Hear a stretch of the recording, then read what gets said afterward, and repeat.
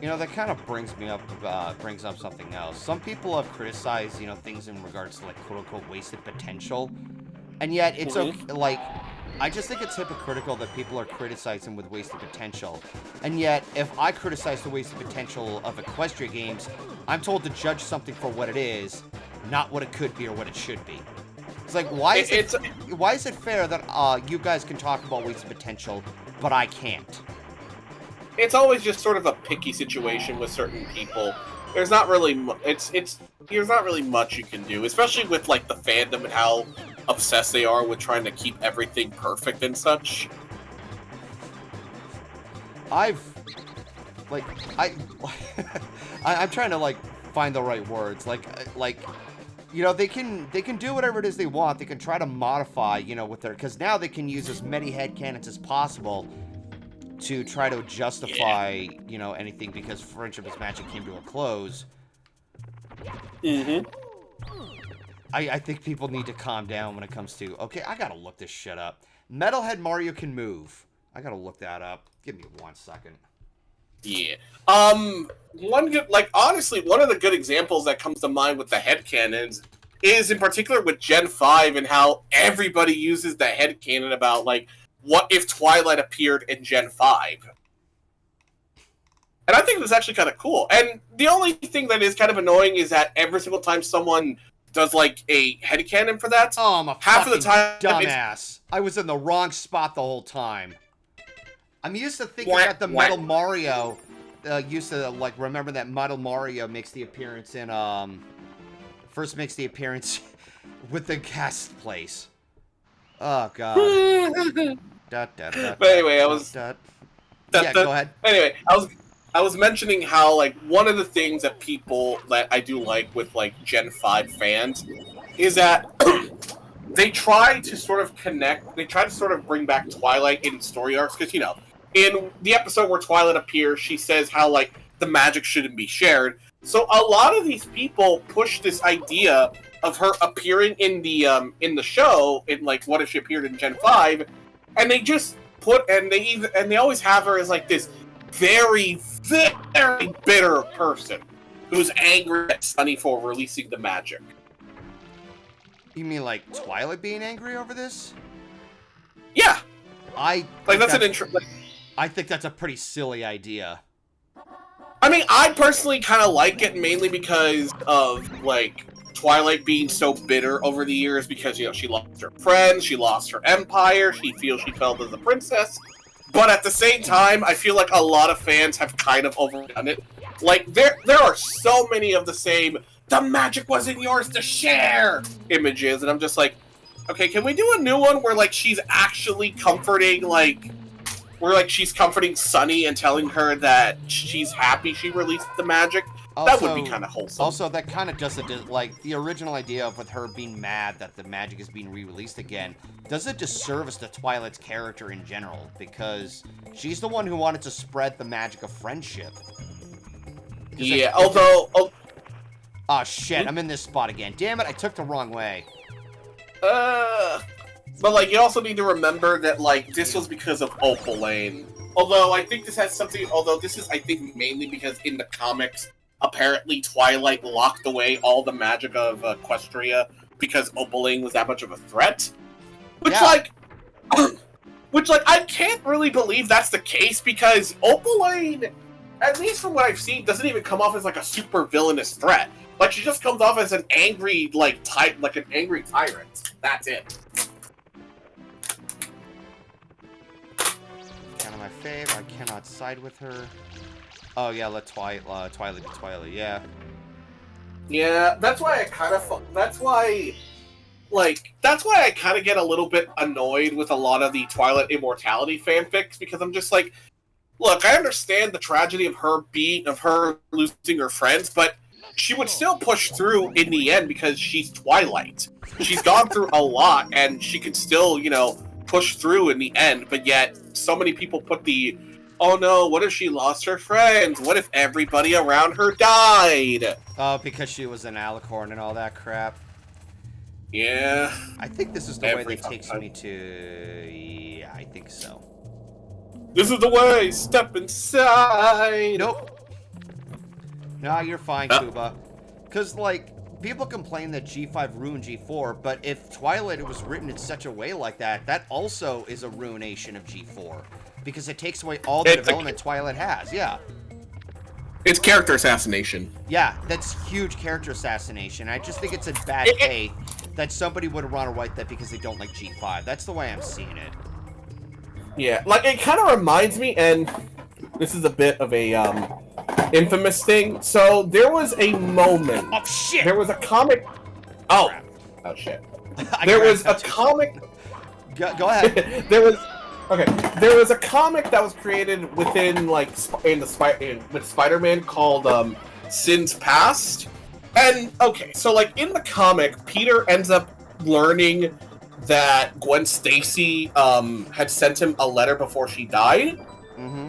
And here's the thing that became infamous about this comic. So, you know how Peter and Gwen were in a relationship, and then she tragically ended up dying at the hands of the Green Goblin, right? Yep. In this story, they essentially character assassinate her by having her not only have children behind Peter's back, but that she had children with Norman Osborn! I don't even know what to think of that.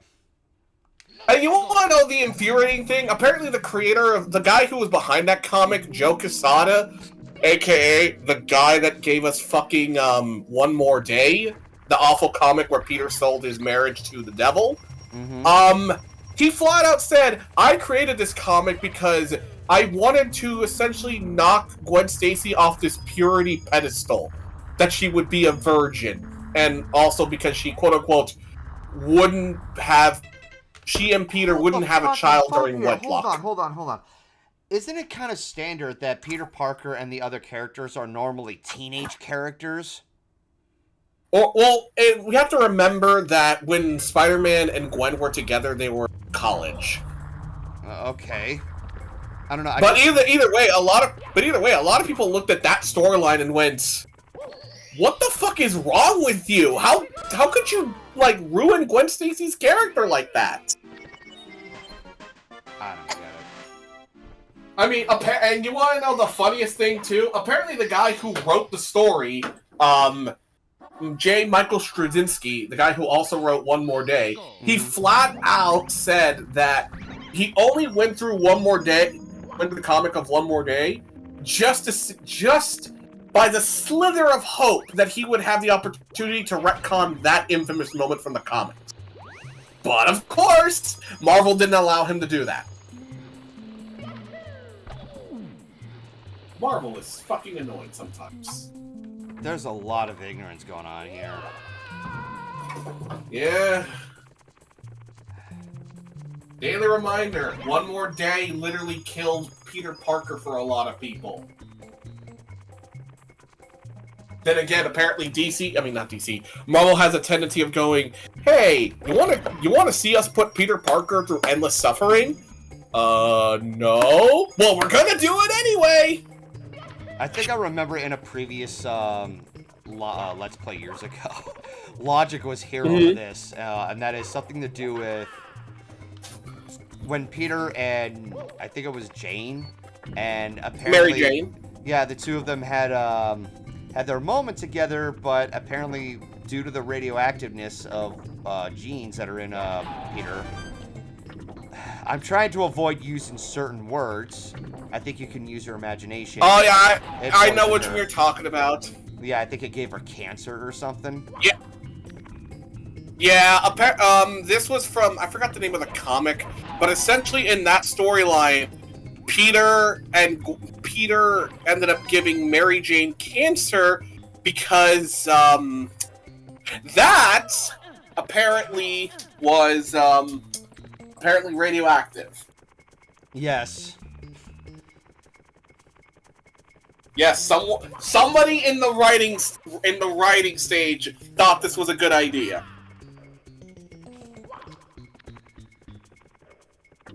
I absolutely hate people. I don't know what they would try to get out of that. Were they trying to get some I guess sort of shock like value? Yeah, shock value can only take you so far. I mean, I can definitely point that out, especially as a fan of punk music. Yes, Kuba, that was a thing, and I don't even know what to make of it. What is Kuba saying? He's saying, I'm Is sorry. he horrified? He's saying, I'm sorry, what the F? Yep, that was a thing in the Marvel universe. Or at least in one of the, spin-offs. Marvel, one-shots. We just pretend it doesn't exist.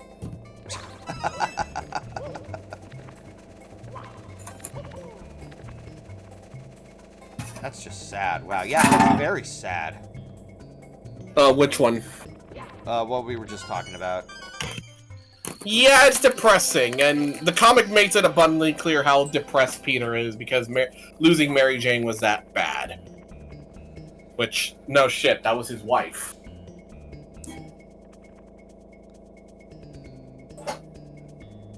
To me, if you're gonna alter or write a certain story, you gotta make a good message of some kind, or just represent some sort of, like, how should I say it? Like, something thematically interesting. Which is why I like the Peter B. Parker in the Spider-Verse. Because aside from the obvious, like, nice, what's it called, the nice animation and everything, Peter B. Parker was afraid of taking on the responsibilities of being a parent and such. And he was like, go ahead. I'm sorry, I just wanted to say, he kind of struggles with that, and he also struggles with just taking responsibility. I mean, he lost Aunt May, and then afterwards, being Spider-Man was difficult for him, and he was also scared of being committed to Mary Jane.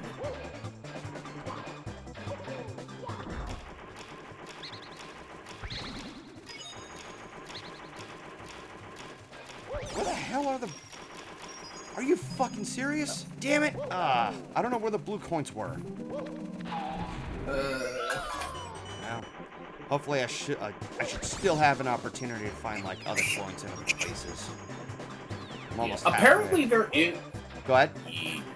Apparently there is a new, like, spin-off series of Spider-Man where Peter finally is married to Mary Jane and he has a relationship with her. Because that's what pretty much a lot of people fucking want. Instead of the new ones where they just constantly, like, shrug off the idea of Peter being married. Because apparently Marvel doesn't want to see Peter be a married man because that ages the character. I mean, sometimes you have to age the character. You know, that's something I will give credit to Spider-Verse about, because they're breaking that formula. Yeah, they're actually having, I mean, for one thing, you're seeing the characters progress as they go on. Yep. That is wholesome. I hope Beyond the Spider-Verse has a happy ending, except for Miguel, he's a dick. I mean, I can see where where people are coming from when they don't like Miguel, but at the same time, it's part of... Yes, the good old status quo is good trope. Some sort of algorithm. Yeah, status quo is God, basically. With Miguel, I kind of have a bit of a sympathy for him because, yes, he technically comes off as a villain, but considering what you see of him and everything that he has endured, can you really blame him for becoming the way he is? Oh god, Madam Web. I forgot that was even a thing. Oh god, everyone wants to pretend the Madam Web movie didn't exist. It was apparently that awful. Alright. Geronimo! Oh, shit. Well, at least I didn't take fall damage. Close enough. You made it! Alright, let's see. I have my tea. I have my thing for coffee tomorrow morning.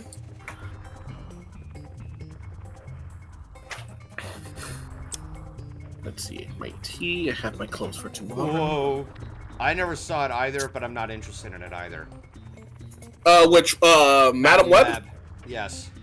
Yeah, I didn't really care much for it, but then again, when it comes to the Marvel movies, I didn't really care much for them, aside from just Spider-Man, No Way Home, and of course, Into the Spider-Verse. Because it just gets tired. Because, like, the problem with the Marvel movies is that oversaturated. in order to watch, like... Yeah, I mean, it's oversaturated, and even before that, you have to watch a multitude of movies to kind of understand what's happening in the main one. It's just, it's honestly, after after Endgame, like, I think that should have just been the end of it from there. And maybe... Yeah, I feel like what Disney... I was just gonna say, I think what Disney should have done was that they should have just paused everything of the movies, maybe had, like, one or two, like, spin-off series, kind of focusing on the aftermath of the events of Endgame, and then just kind of do it from there, not have, like, 50 other movies and TV shows to watch.